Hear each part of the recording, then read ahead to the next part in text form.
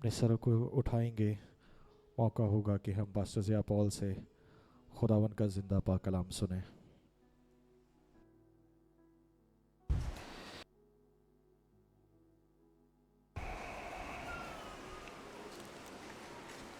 खुदावंद यीशु मसीह के नाम में आप सबकी सलामती हो। आए आज सुबह हम खुदा का कलाम अपनी नसीहत के वास्ते खोलें। यूहन्ना रसूल के वसात से लिखी गई हमारे खुदावंद यीशु मसीह की अंजील, उसका 12वां बाब।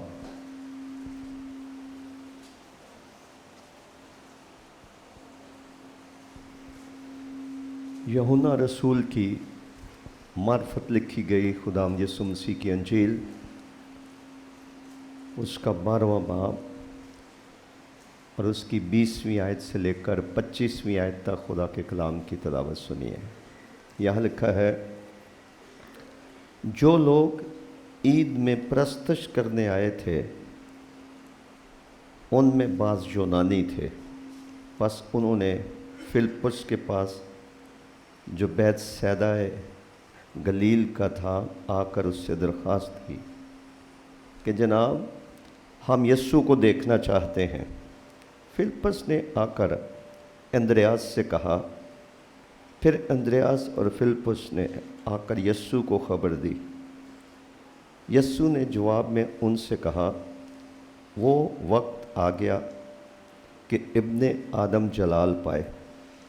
मैं तुमसे सच सच कहता हूँ कि जब तक गेहूं का दाना ज़मीन में गिरकर मर नहीं जाता अकेला रहता है, लेकिन जब मर जाता है तो बहुत सा फल आता है। जो अपनी जान को अजीज़ रखता है उसे खो देता है, और जो दुनिया में अपनी जान से अदावत रखता है वो उसे हमेशा की ज़िंदगी के लिए महफूज रखेगा। एक हवाला हम और पढ़ेंगे। करंथस की कलीसिया को लिखा गया बुज़ुर्ग पौलुस रसूल का दूसरा ख़त 4था बाब। करंथस की कलीसिया को लिखा गया बुज़ुर्ग पौलुस रसूल का दूसरा ख़त 4था बाब,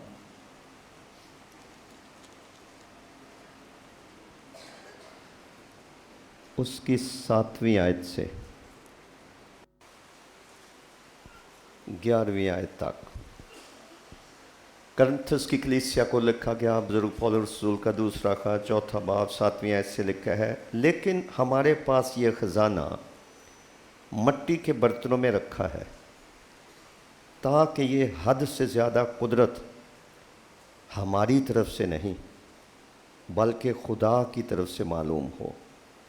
हम हर तरफ से मुसीबत तो उठाते हैं लेकिन लाचार नहीं होते, हैरान तो होते हैं मगर नाउम्मीद नहीं होते, सताए तो जाते हैं मगर अकेले नहीं छोड़े जाते, गिराए तो जाते हैं लेकिन हलाक नहीं होते। हम हर वक्त अपने बदन में यस्सु की मौत लिए फिरते हैं ताकि यस्सु की ज़िंदगी भी हमारे बदन में ज़ाहिर हो, क्योंकि हम जीते जी यस्सु की खातिर हमेशा मौत के हवाले किए जाते हैं ताकि यस्सु की ज़िंदगी भी हमारे फ़ानी जिस्म में ज़ाहिर हो। बस मौत तो हम में असर करती है और ज़िंदगी तुम में। खुदा के कलाम के पढ़े और सुने जाने पर उसकी बरकत हो। आज के पैगाम का जो उन्वान है वो है खुदी की मौत मरना। मौत में ज़िंदगी पिन्हा है। मसीह की मौत में ज़िंदगी पिन्हा है। हमारी खुदी की मौत में एक जलाली ज़िंदगी छुपी हुई है। मसीही ज़िंदगी का आगाज़ خوشخبری سننے کے بعد خوشخبری پر ایمان لانے سے ہوتا ہے کہ کوئی شخص یسوع المسیح کے کفارے، اس کی موت، اس کی تدفین، اس کے مردوں میں سے جی اٹھنے پر، جسے ہم مسیحی خوشخبری کہتے ہیں، ایمان لاتا ہے، تو وہاں سے اس کی مسیحی زندگی کا آغاز ہوتا ہے۔ اسی ایمان میں نجات پانے کے لیے اقرار شامل ہے کہ اگر تو یسوع کے خداوند ہونے کا اقرار کرے کہ وہ آقا ہے، مالک ہے اور وہ نجات دہندہ ہے، اگر دل سے تو ایمان لے آئے، منہ سے تو اقرار کر لے کہ یسوع ہی خداوند ہے، تو نجات پائے گا۔ تو لہٰذا جو بنیادی قدم ہے جو شروع میں کسی بھی گناہ گار کو اٹھانا ہوتا ہے، وہ خوشخبری سننے کے بعد اس پر ایمان لانا، اپنے گناہ گار ہونے کا بھی اقرار کرنا اور مسیح کے خداوند ہونے کا اقرار کرنا، جس کے نتیجے میں کوئی شخص توبہ کا بپتسمہ لینے کے لیے تیار ہو جاتا ہے اور وہ مسیح کے ساتھ دفن ہو کر ایک نئی زندگی کا آغاز کرتا ہے۔ اس کے بعد ایک اور کام اس کی زندگی میں ہوتا ہے، اور وہ ہے کہ اس کی زندگی میں ایک گواہی قائم ہو جاتی ہے۔ لکھا ہے کہ جو خدا کے بیٹے پر ایمان لاتا ہے وہ اپنے اندر کیا رکھتا ہے؟ گواہی رکھتا ہے۔ تو گواہی کیا ہوتی ہے؟ کہ میں گناہ گار تھا، میں نے خدا کا کلام سنا کہ مسیح کے وسیلے سے اس کے کفارے پر ایمان لانے سے نجات ملتی ہے، تو میں نے گناہوں کا اقرار بھی کیا، ان کو چھوڑا بھی، اور میں مسیح کے کفارے پر ایمان لے آیا، اور اپنے گناہوں کی معافی کے لیے میں نے بپتسمہ لے لیا، اور اس کے نتیجے میں مجھے نئی زندگی مل گئی۔ اب پرانی چیزیں جاتی رہی، میں نیا انسان بن گیا ہوں، میری دلچسپیاں نئی ہو گئی ہیں، میری چاہتیں نئی ہو گئی ہیں، میرے جینے کے مقاصد بدل گئے ہیں، گویا کہ میرا سب کچھ ہی بدل گیا ہے۔ یہ گواہی ہے جو نجات پانے کے بعد ہر ایک ایماندار کے پاس ہوتی ہے، اور پھر جہاں کہیں موقع ملتا ہے وہ خود بھی بتاتا ہے یا کوئی اس سے پوچھتا ہے تو پھر اس کے جواب میں وہ اپنی گواہی دیتا ہے۔ اب افسوس کی بات یہ ہے کہ بہتوں کی مسیحی زندگی کا جو آغاز ہے، ایمان لانا، اقرار کرنا اور گواہی دینا، صرف یہاں تک ہی ہوتا ہے، لیکن اس سے آگے کے سٹیپ، اس کے آگے کے قدم جو ہے اس سے بھی مشکل ہے، اور وہ قدم اٹھائے بغیر ہم سچے مسیحی نہیں بن سکتے ہیں، یا ہم حقیقی شاگرد نہیں بن سکتے ہیں۔ اور اس کا وہ کیا اقدام ہے، وہ کون سے قدم ہیں جو ایمان لانے کے بعد، اقرار کرنے کے بعد، اپنے اندر ایک گواہی رکھنے اور نجات کا تجربہ حاصل کرنے کے بعد جو اگلے اقدام ہیں، اگلے فرائض ہیں جو ہمیں سر انجام دینے ہیں، اگر آپ ان کو جاننا چاہیں تو متی کی معرفت لکھی گئی انجیل کا 16واں باب نکال لیجئے۔ متی کی معرفت لکھی گئی خداوند یسوع مسیح کی انجیل اور اس کا 16واں باب۔ اگر اس باب کا پس منظر ہم دیکھیں تو بہت سارے لوگ خداوند یسوع مسیح کی شہرت سن کر اس کا کلام سننے کے لیے آتے تھے، اس کے معجزات کا تذکرہ سن کر وہ عجیب اور انوکھے کام، معجزات دیکھنے کے لیے آتے تھے۔ کئی مذہبی لوگ اس کو آزمانے کے لیے اور مشکل سوالات کا جواب طلب کرنے کے لیے اس کے پاس آتے تھے، لیکن خداوند یسوع مسیح ان سب لوگوں کو جانتے تھے کہ ان کے دلوں میں کیا ہے، ان کی نیت کیا ہے، وہ کس خیال سے، کس سوچ سے، کس سمجھ سے میرے पीछे आते हैं।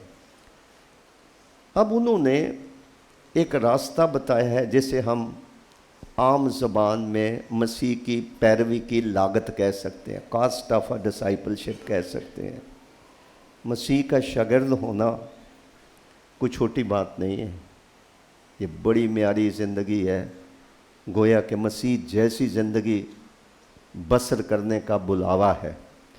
तो मत्ती की मार्फत लिखी गई अंजील उसका 16वां बाब और उसकी 24वीं आयत मैं आपके सामने पढ़ता हूँ। लिखा है, उस वक्त यीशु ने अपने शागिर्दों से कहा, अगर कोई मेरे पीछे आना चाहे तो अपनी खुदी का इनकार करे और अपनी सलीब उठाए और मेरे पीछे हो ले। क्योंकि जो कोई अपनी जान बचाना चाहे उसे खोएगा, और जो कोई मेरी खातिर अपनी जान खोएगा उसे पाएगा। तो तौबा करने के बाद जो बड़ा फैसला किसी इंसान को या ईमानदार को करना पड़ता है वो मसीह की पैरवी करने का फैसला है।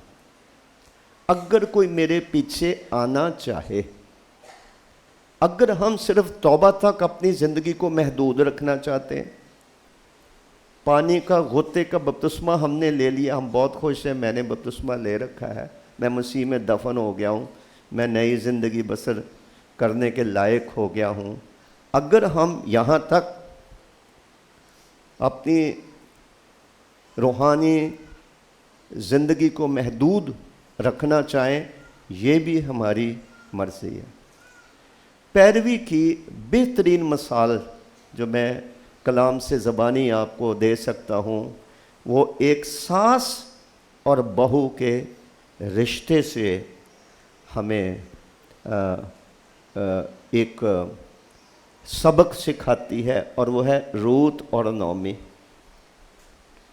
एक गैर कौम से ताल्लुक़ रखने वाली बहू है, उसका शौहर मर गया है और वो अपनी सास को ये कहती है कि जहाँ तू जाएगी मैं वहाँ जाऊँगी, जहाँ तू मरेगी वहाँ मैं मरूँगी, जो तेरा खुदा है वो मेरा खुदा होगा। आम तौर पर हमारे माशरे में जब शौहर मर जाता है तो ख़ानदानी हालात एक फ़र्क करवट ले लेते हैं। शायद तल्लुकात में कशीदगी, जायदाद के मसाइल उठ खड़े होते हैं। बाज़ वक़्त ये एहसास पैदा हो जाता है कि इस औरत का जो मालिक था वो मर गया है, अब शायद हमारा पहले जैसा उसके साथ रिश्ता नहीं रहा। औरत और उसके माँ बाप के अंदर ये एहसास पैदा हो जाता है कि अब फिर से ये हमारी ज़िम्मेदारी है, बेवा हो गई है, ये घर आ जाए। तो ये एक मुआशरती ऐसा मुशाहदा है जो हमें इर्द गिर्द बसने वाले लोगों की ज़िंदगियों को देखकर करने को मिलता है। लेकिन एक औरत अपनी सास से कहे, एक्सीलेंट लेसन है, उम्दा बेहतरीन सास और बहू के तल्लुकात के हवाले से सबक है कि किस तौर से जो भी औरत सास की हैसियत रखती है वो अपनी बहू को बेटी जाने, बेटियों जैसा उसके साथ सलूक करे, और जो बहू है वो सास को सास समझने की बजाय उसको अपनी माँ का दर्जा दे। इससे बड़ा सबक हमें अहद अतीक में सास और बहू के हवाले से और कहीं नहीं मिलता कि एक औरत अपनी सास के इस कदर अपने आप को सरेंडर कर दे, हवाले कर दे कि वो ये कहे कि जहाँ तू जाएगी मैं वहाँ जाऊँगी, जहाँ तू मरेगी मैं मरूँ। आज हम बात कर रहे हैं खुदावंद यीशु मसीह की पैरवी की कि यीशु जहाँ कहीं तू जाएगा मैं तेरे पीछे पीछे जाऊँगा। अगर तू मरेगा तो मैं भी मर जाऊँगा। तू तो नजात दहिंदा होने के लिए मरेगा, मैं तो नजात दहिंदा होने के लिए नहीं मर सकता, ना मरूँगा, लेकिन मैं एक और तरीके से मर जाऊँगा। اور وہ خودی کی موت ہے. خودی کی موت. خودی کی موت کو اس طور سے خداوند نے بیان کیا تھا کہ جب تک گیہوں کا دانہ مر نہیں جاتا ہے, زمین کے اندر گل نہیں جاتا ہے, اس وقت تک اس کی نئی زندگی ایک کمپل زمین سے باہر نہیں نکلتی ہے. جب گیہوں کا دانہ مر جاتا ہے, مرنے کے بعد پھر وہ اگتا ہے, تو پھر ایک دانے کی بجائے بہت سے دانے, جس کے بارے میں لکھا ہے بہت سا پھل لاتا ہے. میں پرسوں دعا کر رہا تھا اتوار کی عبادت کے لیے. میرے لیے آپ کو سمجھانا ذرا یہ بات مشکل ہوگی, لیکن پھر بھی میں کہوں گا کہ کس طرح سے ہمارے اندر سے دنیا میں اور اس ملک میں رہتے ہوئے اپنے اندر سے مسیح کو دکھانا. یونانی لوگ جو حوالہ میں نے پڑھا ہے وہ آئے تھے اور وہ کہتے تھے ہم یسوع کو دیکھنا چاہتے ہیں. پولس رسول نے کرنتھیوں کے خط میں لکھا ہے کہ ہم مسیح کی موت لیے پھرتے ہیں تاکہ مسیح کی زندگی بھی, یہاں لکھا ہے, ہمارے بدن میں سے ظاہر ہو, جسم میں سے ظاہر ہو. Christ like behaviour, Christ like life,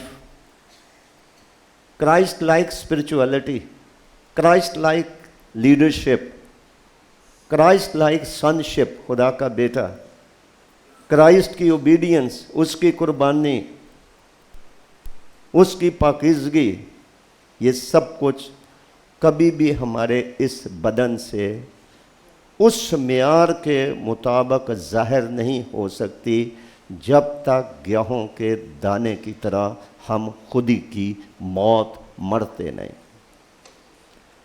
اب بپتسمہ لینا آسان, ہلکی پھلکی توبہ کر کے یہاں کھڑے ہو کے گواہی دینا اور قدرے آسان, باہر کوئی پوچھے کہ آپ کون ہیں اور مسیحی ہونے کا اقرار کرنا بھی آسان, لیکن پیروی مشکل ہے. آج کی علمی دنیا میں اور ترقی یافتہ دنیا میں ہمیں یہ بتایا جاتا ہے کہ دنیا میں 4200 مذہب ہیں. 4200. جس حال کے ہم چند ایک دنیا کے بڑے ادیان یا مذہب سے ہم واقف ہیں, ہمیں نہیں پتہ وہ 4200 مذہب کون سے ہیں. اتنا ضرور کہوں گا کہ اگر واقعی دنیا میں 4200 مذہب ہیں, میرے خیال میں سب سے مشکل مذہب مسیحیت ہے. اس میں خودی کی موت مرنا پڑتا ہے, اپنے آپ کا انکار کرنا پڑتا ہے, لیکن اس کا فیصلہ کرنا پڑتا ہے. مسیح نے کہا اگر کوئی میرے پیچھے آنا چاہے. اب فرض کریے کسی جگہ کوئی تماشا ہوتا ہے تو تھوڑے وقت کا تماشا دیکھ کر تو لوگ لطف اندوز ہوتے ہیں, تماشا کرنے والا اپنی راہ لے لیتا ہے اور تماشا دیکھنے والے اپنے گھر, وہ اس کے پیچھے نہیں جاتے. سیاستدان ہیں, ایسی تقریر کریں گے کہ لوگ ان سے بہت متاثر ہوئیں گے, وہ اپنی گاڑیوں پہ بیٹھ کے چلے جاتے ہیں, عوام پھر اپنے گھروں میں چلی جاتی ہے. کنونشنیں ہوتی ہیں, بڑے بڑے خادم کلام سنا کے وہ اپنے ہوٹلوں میں جا رہتے ہیں, لوگوں کو بس ڈھونڈ رہا ہوتا ہے, کوئی رکشہ ڈھونڈ رہا ہوتا ہے, 12-1 بجے وہ اپنے گھر پہنچ رہے ہوتے ہیں. پیچھے کون جائے گا؟ پیروی کون کرے گا؟ جس کے اندر کوئی خاص مقصد ہوگا, جو کہے گا کہ میں اس کا پیچھا نہیں چھوڑوں گا, جہاں کہیں یہ جائے گا میں اس کے پیچھے جاؤں گا.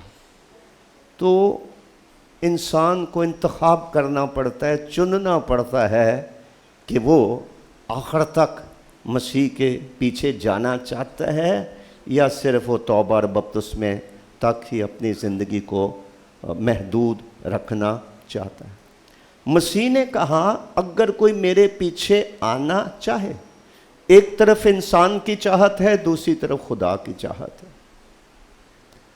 لکھا ہے جس طرح مرغی اپنے بچوں کو اپنے پروں تلے جمع کر لیتی ہے, یروشلم تو جو نبیوں کو قتل کرتی ہے اور ستاتی ہے, بنی اسرائیل قوم سے मुखातब होकर कहा, जिस तरह मुर्गी अपने बच्चों को अपने परों तले जमा कर लेती है, मैंने भी चाहा उसी तरह मैं भी तेरे लड़कों को जमा कर लूं। आगे लिखा है, मगर तुमने ना चाहा। तो अब चाहना या ना चाहना, एक म्यारी जिंदगी बसर करना, खुदी की मौत मार के अपने अंदर से मसीह की जिंदगी और उसकी सिफात और उसके किरदार और उसके मजाज का मज़ारा करना। गोया जैसे यूनानियों ने कहा कि जनाब हम यीशु की खबर सुन कर आए हैं, हम यीशु को देखना चाहते हैं। आज की दुनिया हम मसीहों के अंदर मसीह को देखना चाहते हैं। बरतानवी दौर में मिशनरियों का ख्याल था, ये मिशनरी हिकमत अमली की एक मिसाल देने लगा हूँ कि मिशनरियों की एक हिकमत अमली थी कि अगर कोई बड़ा बाज असर आदमी मसीही हो जाए तो उसके नीचे जो लोग होंगे, नौकर चाकर ख़ानदान, तो वो भी बड़े आदमी को देखकर क्या करेंगे, वो भी ईमान ले आएंगे। ये मिशनरियों की एक हिकमत अमली थी, इसलिए वो बड़े लोगों का पीछा भी करते थे। कुछ मिशनें थीं वो बड़े लोगों का पीछा करती थीं, कई मिशनें थीं जो कि गरीब गुरबा का पीछा करती थी। तो जिन मिशनरीज़ की ये हिकमत अमली थी, सोच थी कि कोई बड़ा बासर आदमी अगर मसीही करने में हम कामयाब हो जाएं तो उसकी वजह से बहुत सारे लोग मसीही हो जाएंगे। उस दौर में अगर कोई बड़ा आदमी समझा जाता था तो वो गांधी जी थे। हमारे कायदे आज़म भी थे, लेकिन मेरे ख्याल में तारीख़ के हवाले से गांधी जी उनसे ज़्यादा फॉलोअर रखते थे और उनका बड़ा मकाम था। तो वो वैसे भी बरतानिया में पढ़े, बाइबल उन्होंने पढ़ी हुई थी और वो पहाड़ी वाज के बड़े कदरदान थे। वो पहाड़ी वाज कहते थे ऐसी तालीम दुनिया के किसी मध्य में, किसी लिटरेचर में नहीं मिलती है जो यीशु अल मसीह ने दी है। उन्होंने मुतालिया किया हुआ था। तो मिशनरियों ने सोचा अगर ये शख्स कन्वर्ट हो जाए तो बहुत सारे हिंदू जो हैं इतने बड़े लीडर से मुतासर होकर तो वो भी क्रिश्चियन हो जाएंगे। तो कईयों ने उनके साथ शख्सी गुफ्तगू की, कईयों ने उनको बाइबल भेजी। हालांकि बाइबल उसके पास खुद भी होएगी, उसने पढ़ी भी थी, बरतानिया में वो पढ़ा था। उसका जवाब क्या था? उसका जवाब ये था कि मुझे मसीह से तो मोहब्बत है, लेकिन मैंने मसीहों के अंदर मसीह को देखा नहीं। उसका वास्ता पड़ा था ऐसे अंग्रेज़ों के साथ जो पढ़े लिखे थे, जिनकी बीवियां उड़ियाँ लिबास पहन कर, तो शाम के वक़्त हर बड़े शहर में एक नाच घर होता था, अभी भी लाहौर में है नाच घर, वहाँ डांस होता था शाम के, ऐशो इशरत, शराब पी जा रही है और इस तरह के काम हो रहे हैं। तो गांधी जी इन सब को देखते थे। जितने अंग्रेज़ ऑफिसर थे उनमें से सारे थोड़ी खुदा परस्त थे, वो तो मुट्ठी भर लोग थे जो मिशनरियों का साथ देते थे, दुआ गो थे, खुदा परस्त ख़ानदानों से थे। बाकी तो वो एडमिनिस्ट्रेटर थे, मुंतज़िम थे और वो सियासतदान थे, वो ताजर थे, वो हुकूमत करना वो जानते थे। लेकिन गांधी जी का वास्ता चूँकि उधर भी पड़ा और बरतानिया में भी रहे, तो उनको नज़र आया कि इनके अंदर जो क्राइस्ट की तालीम है, जैसे वो चलता था, इनका फ़र्ज़ है कि ये भी वैसे ही चलें, क्योंकि उसके पैरोकार अपने आप को कहते हैं ना। तो उसने ये कहा कि मैंने आपके अंदर मसीह को नहीं देखा है। तो ये एक फेलियर है, एक नाकामी है, एक तमाचा है हमारे मुंह पर अगर हम आए खुदावन करें, अपने आप को मसीही कहें, हमारे बाइबल के नाम हों और हम कॉलेजेस यूनिवर्सिटीज़ में अदारों में कोई पूछे तो हम बताएं कि हम क्रिश्चियन हैं, लेकिन हम भूल जाएं कि मसीह ने कहा था जो मुझसे आए खुदावन कहते हैं उनमें से हर एक आसमान की बादशाह में दाखिल। आगे लिखा है कौन दाखिल होगा? آگے لکھا ہے وہی داخل ہوگا جو میرے آسمانی باپ کی مرضی پر چلتا ہے۔ صرف نام رکھ لینے سے، مذہب کی کشتی میں یا گاڑی میں سوار ہو جانے سے کوئی شخص مسیحی نہیں بنتا ہے۔ تو انہوں نے یہ کہا کہ اگر کوئی میرے پیچھے آنا چاہے، اب مسیح کہاں تک گیا ہے دنیا میں رہتے ہوئے؟ مسیح دنیا میں پیدا ہو کر، جوان ہو کر، خدمت کر کے وہ صلیب تک گیا ہے، وہ موت تک گیا ہے۔ آج کوئی مسیحی ہے جو روت کی طرح، جس نے اپنی ساس کو کہا کہ جہاں تو جائے گی میں تیرے پیچھے جاؤں، جہاں تو مرے گی میں وہاں مروں گی؟ آج کے مسیحی کی ذمہ داری ہے اور خدا کی محبت کا ثبوت ہے کہ وہ اپنی دعاؤں میں خداوند کو کہے خداوند جس حد تک تو چاہے گا میں اس حد تک جاؤں گی، میں اس حد تک جاؤں گا، جو کچھ تو کرنے کے لیے کہے گا میں وہی کروں گا، وہی کروں گی، اس کے باوجود بھی کہ مجھے کتنی بڑی قربانی کیوں نہ دینی پڑے۔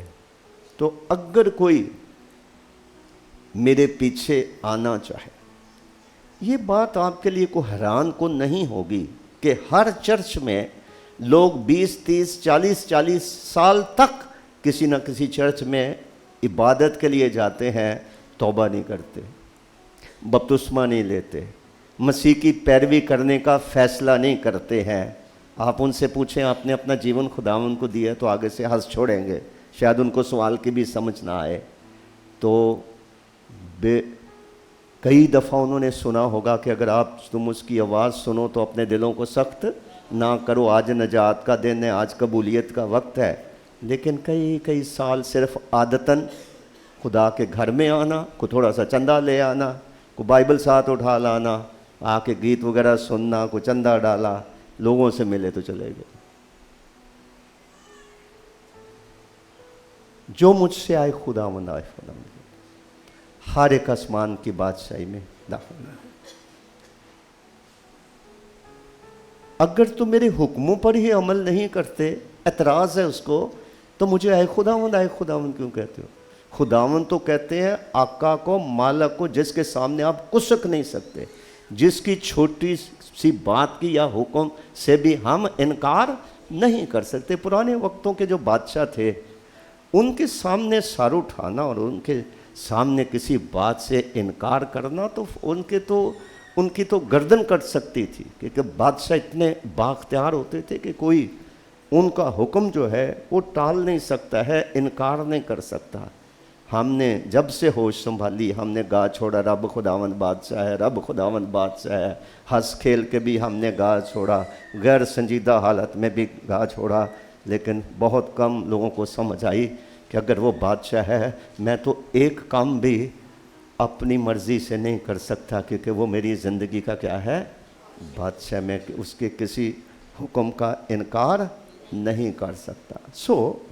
سب سے پہلے انسان کو فیصلہ کرنا پڑتا ہے کہ وہ مسیح کے پیچھے جانا چاہتا ہے یا نہیں چاہتا، یا وہ صرف ایمان اور اقرار تک ہی اپنی زندگی کو محدود رکھنا چاہتا ہے۔ تو چاہت جو ہے انسان کی ہے۔ مسیحیت کی خوبصورتی ایک اور بھی ہے، مسیحیت میں جبر نہیں ہے، زبردستی نہیں ہے، فری ول ہے۔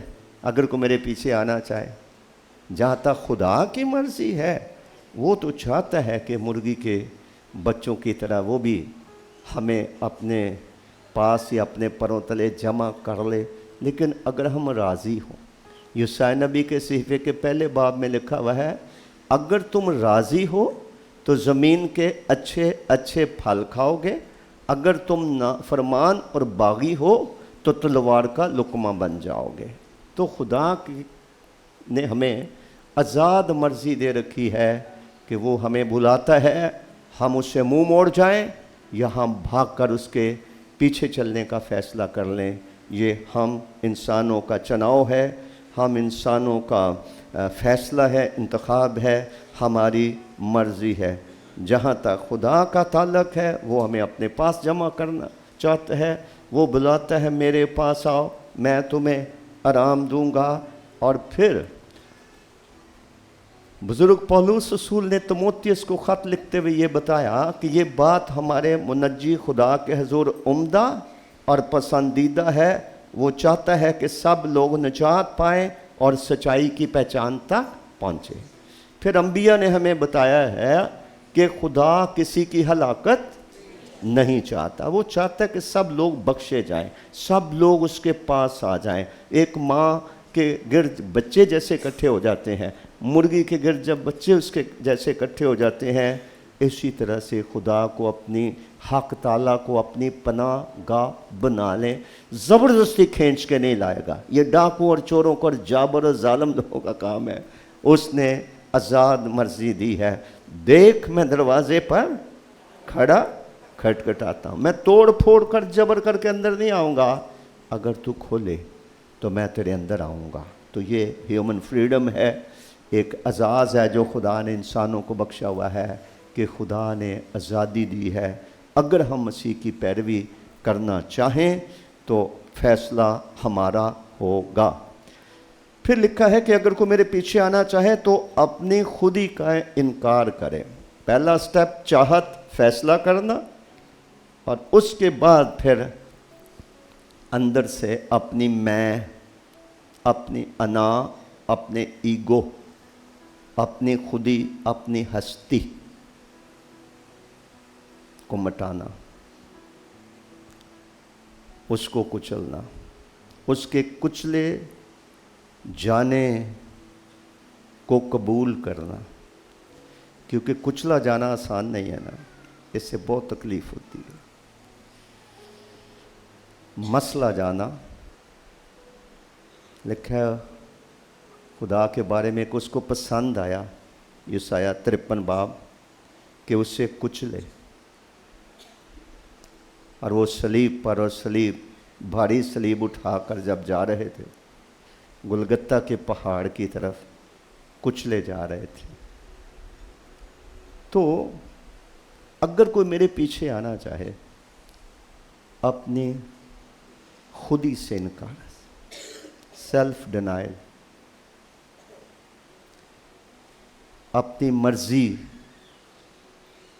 خدا کی مرضی کے تابع کرنا, مرضی کے اعتبار سے مرنا,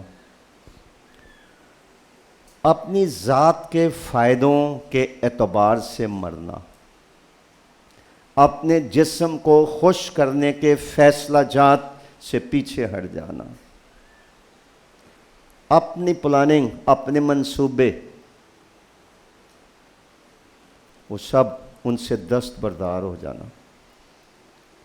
اور اس کا راز ایک خادم نے صرف بتایا, سب کو اس کا تجربہ نہیں ہے, اور وہ بزرگ پولس رسول ہیں جنہوں نے غلطیہ کے خط لکھتے ہوئے کہا, میں مسیح کے ساتھ مصلوب ہوا ہوں. مسیح کے ساتھ مصلوب ہونا, اس سے مراد ہے دکھ مصیبت سہنے کے لیے تیار ہونا, اپنے ایمان کی خاطر, اپنے رویا کی خاطر, اپنی گواہی کی خاطر, اپنے مرتبے, اپنے بلائے جانے کی خاطر.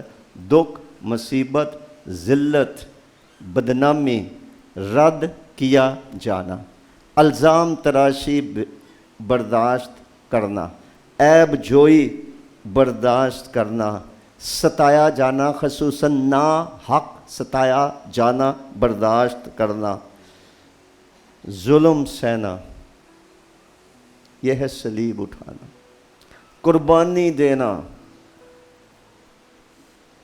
اگر کوئی میرے پیچھے آنا چاہے تو وہ اپنی خودی سے انکار کرے, اپنی میں کو مارے.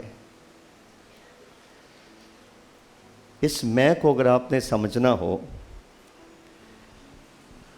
تو یوں سمجھیے کہ کسی جوڑے کے اگر 24 سے 25 سال تک اولاد نہ ہو اور دن رات آنسو, دعائیں, صبر, انتظار, لوگوں کی کھٹی میٹھی باتیں سننے, دکھ سہنے کے بعد ایک قیمتی بیٹا इज़हाक की तौर पर मिल जाए और अभी वो खुशियाँ भी पूरी ना हुई हों और कहा जाए कि इसको ले मोरिया के उन पहाड़ों पे जो मैं तुझे दिखाऊं, इसको सोख्तनी कुर्बानी के तौर पर नज़र कर दे, तो फिर अंदर के इज़हाक पर क्या चलेगी? छुरी चलेगी, जो कि हर वालद का काम नहीं है, ना उसको तौफीक है, ना उस पर ये फजल है। ये आफरीन है इस बुज़ुर्ग पर कि उसने खुदा का दिल मोह लिया। इतनी बड़ी कुर्बानी, यानी वो लिखा है अपने बेटे को जिससे तू मोहब्बत रखता है या प्यार करता है उसको ले, और अपने हाथों से ही। याद रखिए, मेरी और आपकी रूहानी तरक्की, फलदार खिदमत, अच्छी गवाही, जलाली ज़िंदगी के रास्ते में जहाँ और बड़ी रुकावटें हैं, वहाँ अपने प्यार पर, अपनी प्यारी चीज़ों पर छुरी चलाने की नाकामी हमारे रास्ते की बहुत बड़ी दीवार है।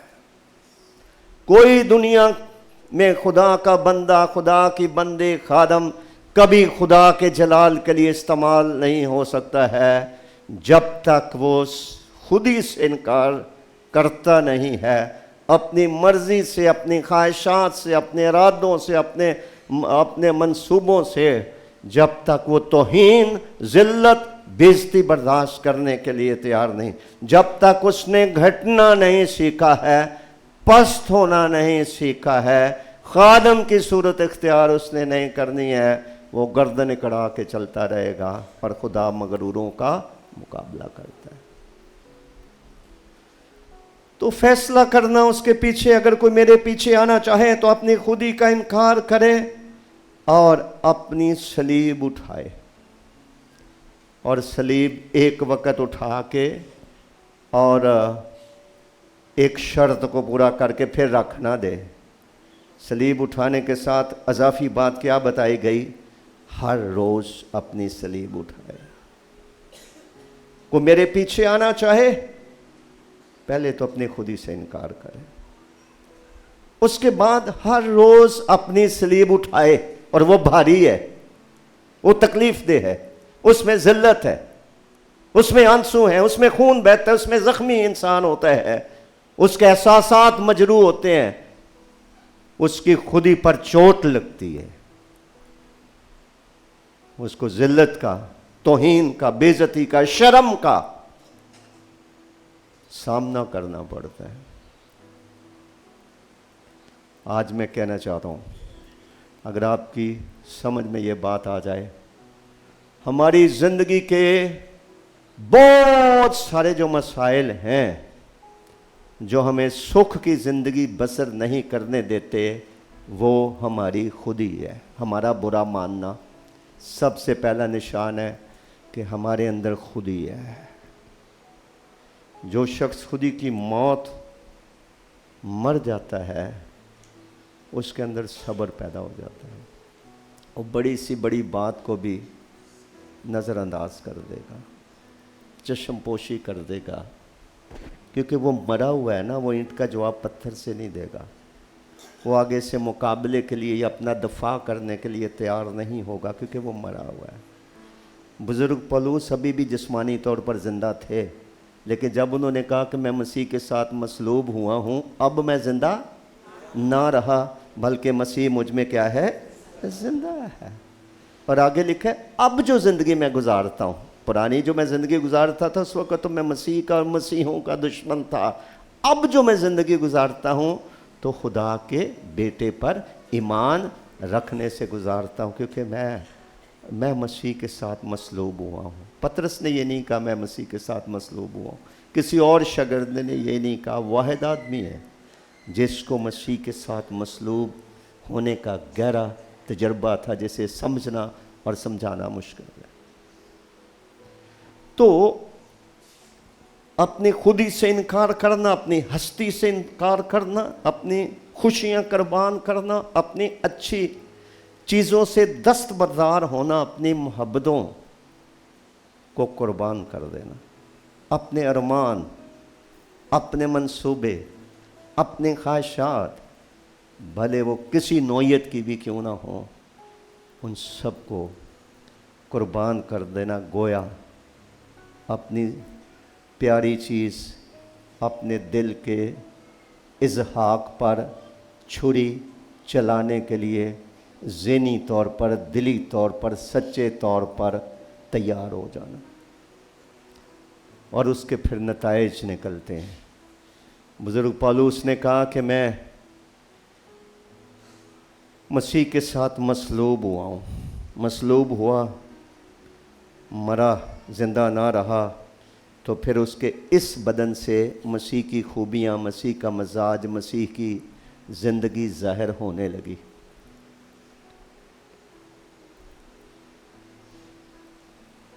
मसीह के साथ मसलूब होने की तो मुमकिन है हमें से बतेरों ने कभी दुआ भी ना की हो। ये तो इतना मुश्किल काम है। ख़ास तौर पर लीडर ये दुआ करें कि मुझे काश बुज़ुर्ग पौलुस रसूल जैसा तजर्बा हो मसीह के साथ मसलूब होने का। काश मैं कभी ज़िंदगी में ये कह सकूं, अब मैं ज़िंदा ना रहा, मेरे अंदर मसीह रहता है। यीशु मसीह ने कहा, जिसने मुझे देखा उसने बाप को देखा, क्योंकि बाप मेरे अंदर रहता है, मेरे अंदर रह के अपने काम करता है। जो मोजज़ात मैं थोड़ी करता हूँ, बाप है मेरे अंदर रह के वो करता है। जो तालीम मैं दे रहा हूँ मेरी थोड़ी है, वो तो बाप मुझे बताते, मैं आगे आप बता देता हूँ। उन्होंने कहा, बेटा अपने आप से कुछ नहीं कर सकता। सरेंडर्ड लाइफ, सपुर्दगी की ज़िंदगी। चूँकि खुदावन यीशु मसीह भी अपने पैरोकारों के बारे में चाहते थे कि वो हर वक्त खुश रहें और उनकी खुशी क्या हो जाए, पूरी हो जाए। फिलिप्पी की कलीसिया को बुज़ुर्ग पौलुस रसूल ने ख़त लिखा, कैद में थे वो, और उन्होंने लिखा कि एक ही बात बार बार तुम्हें कहने में मुझे तो कुछ दिक्कत नहीं, फिर कहता हूँ खुश रहो, खुश रहो, खुश रहो। जिस आदमी की खुदी जो है वो उसकी लाइफ को कंट्रोल करे, कभी खुश नहीं रह सकता।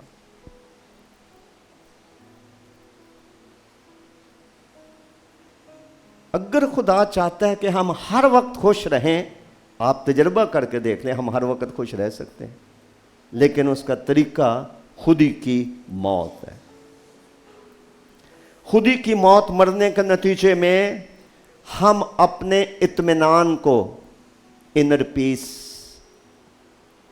हम अपने इत्मीनान को बरकरार रख सकते हैं।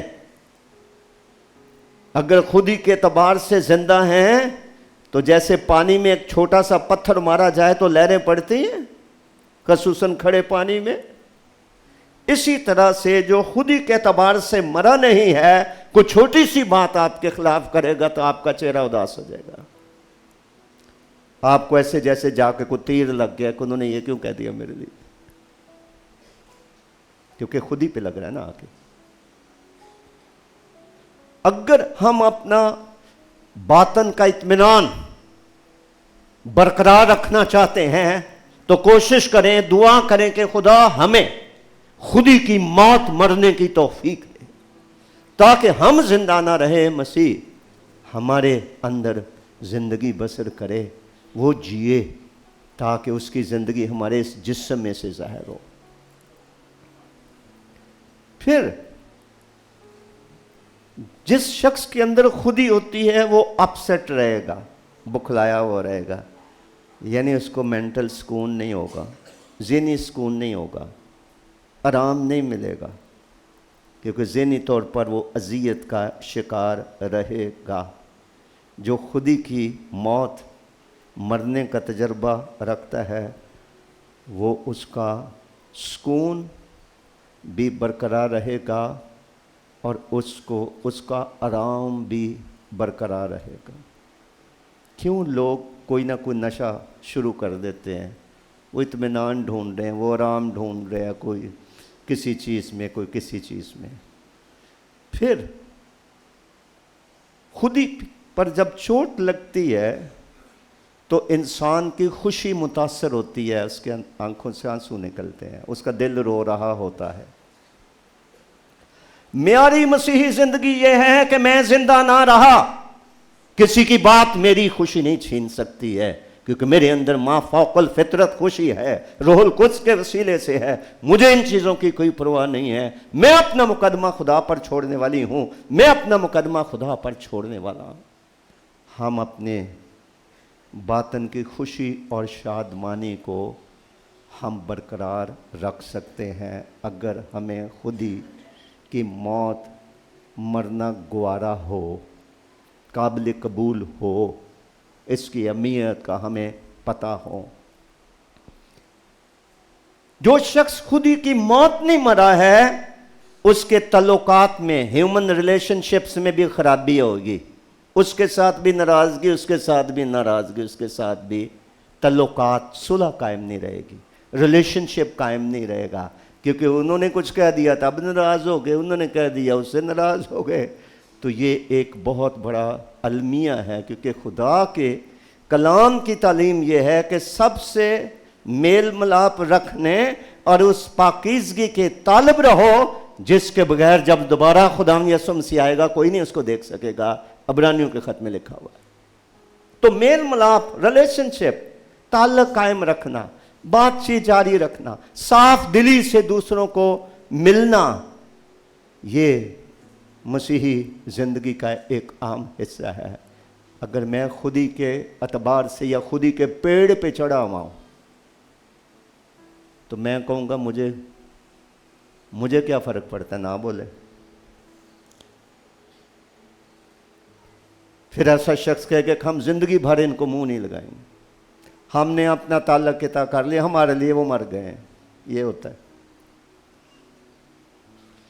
جو خودی کی موت مرا ہوا ہے اس کو اپنے کشیدہ تعلقات پر دکھ ہوگا، وہ ٹوٹے ہوئے رشتے کو بحال کرنے کے لیے کوئی نہ کوئی قدم اٹھائے گا، دعا کرے گا، وہ اقرار کرے گا، وہ رشتوں کی اہمیت کو، تعلقات کی اہمیت کو سمجھے گا۔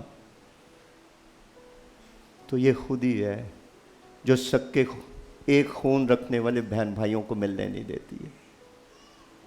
آج کی دنیا میں لوگ چند الفاظ استعمال کرتے ہیں کہ فلاں کا تو خون ہی سفید ہو گیا، حالانکہ خون کبھی سفید نہیں ہوتا، وہ یہی بنیادی طور پر ایک سچا کھرا مسیحی کسی سے ناراض نہیں رہ سکتا، رہے گا بھی شام تک اس کی خفگی ختم، کیونکہ اس کو پتہ ہے کہ منع ہے دل میں حسد رکھنا، دل میں کسی کے قصور کی گانٹھ باندھ کر رکھنا منع ہے۔ تو تعلقات میں کشیدگی، تعلقات منقطع ہو جانا، محبت ٹھنڈی پڑ جانا، ایسے ریاکاروں کی طرح دوسروں کو یہودا اسکروتی والے بوسے لینا، ہاتھ ملانا، سینے سے لگانا، یہ سب مصنوعی ہوتا ہے۔ اوپر والا میرے دل سے بھی واقف ہے اور ہم میں سے ہر ایک کے دل سے واقف ہے۔ ہمارے تعلقات کی بنیاد نیک نیتی پر ہے، خلوص پر ہے، سچائی پر ہے، مسیح کی تعلیم پر ہے، مسیح کی تعلیم کے نمونے پر عمل کرنے پر ہے، خدا کی روح القدس کے وسیلے سے ڈالے گی دل میں محبت کی بنیاد ہے، یا صرف انسانی رکھ رکھاؤ ہے۔ تو خودی کی موت مرنے کا فائدہ یہ ہے ہماری کسی کے ساتھ بھی ناراضگی نہیں ہوگی، برے سے برے حالات میں بھی، بڑے سے بڑے ظلم یا دوسرے فریق کی طرف سے زیادتی کے باوجود بھی ہم تعلقات میں پیچھے نہیں ہٹیں گے، کیونکہ خدا اور اس کا روح اور اس کا کلام اور اس کی سچائی ہمیں پیچھے ہٹنے نہیں دیتی ہے۔ تو اس کے ساتھ ساتھ ہم اپنی خودی کی موت مرنے سے हम अपनी अच्छी गवाही को कायम रख सकते हैं, गोया कि हम नेक नामी को कायम रख सकते हैं। जो शख्स खुदी की मौत नहीं मरा, लोग उसको अच्छा नहीं समझते। मुंह पे नहीं कहेंगे तो पीठ पीछे कहेंगे, ख़ानदान को अच्छा नहीं समझेंगे, तल्लुकात रखना नहीं चाहेंगे, दोस्ती रखना नहीं चाहेंगे। बाज़ औक़ात रिश्ते देने और लेने से लोग दूर रहते हैं, इनके साथ नहीं। ये तो खुदी की मौत मरना एक अजीम रूहानी तजर्बा है। गेहूं के दाने की तरह मरने के बाद एक ऐसी फलदार ज़िंदगी बसर करना, खुदी की मौत इंसानी तौर पर तो मरना, लेकिन मसीह का अंदर रह कर, हमारे अंदर रह कर जीना और हमारे बदन के अज़ा के वसीले से मसीह की पाकीज़गी और उसकी ज़िंदगी का नमूदार होना, और दूसरों के सामने मसीह को दिखाना कि मसीह मेरे अंदर रहता है। बहुत बड़ा दावा है, बहुत बड़ा दावा है कम से कम बुज़ुर्ग पौलुस रसूल का, कि मैं मसीह के साथ मसलूब हुआ हूँ। अब शुरू में मैंने कहा कि ईमान लाना, तौबा करना, इकरार करना, बपतिस्मा ले लेना, ये तो एक इब्तदाई तजर्बा है। ये तो ऐसे ही है जैसे जिस बाज़ार में हैकल है उस बाज़ार में आ जाना, लेकिन उस बाज़ार से आगे कहाँ जाना है? हैकल के सेन में। सेन के बाद कहाँ जाना है? पाक मकाम में। पाक मकाम के बाद कहाँ जाना है? पाक तरीन मकाम में। तो जो हैकल के गेट से चला जाएगा होके, वो भी तो यही कहेगा ना कि मैं हैकल गया था, गेट से ही होके चला गया या सेन से बैठ के चला गया। खुदा कहाँ है? पाक तरीन मकाम में। तो हमारे लिए तौबा करके, बपतिस्मा लेके, गवाही दे के मसीही ज़िंदगी का आगाज़ करना भी एक अच्छा कदम है। बहुत लोग तो ये भी नहीं उठाते हैं। लेकिन उसके बाद फिर पैरवी का फ़ैसला करना कि जहाँ मसीह के कदम के नकाश हैं, मैं ऐन उसके नक्शे कदम पर चलने की कोशिश करूँगा। खुदा मेरी मदद कर। बिला नागा यही दुआ करनी है कि मैंने एक मुश्किल फ़ैसला कर लिया है, तुझसे जुदा होकर मैं ये नहीं कर सकती, मैं ये नहीं कर पाऊँगा। मुझे रोज़ की रोटी की तरफ फजल दे कि मैं तेरी पैरवी जारी रख सकूं, मैं तेरे पीछे आ सकूं, मैं तेरे पाँव के निशान पर यानी नक्शे कदम पर अपने पाँव रख कर मैं चल सकूं।